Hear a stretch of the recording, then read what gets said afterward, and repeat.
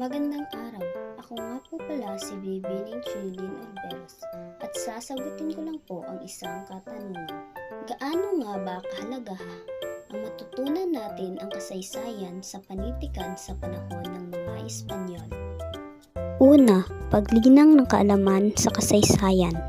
Pag-aaral sa kasaysayan ng panitikan sa panahon ng mga Espanyol ay nagbibigay sa atin ng mas malalim na pag-unawa sa ating pagkakakilanlan, kultura, kasaysayan bilang isang bansa.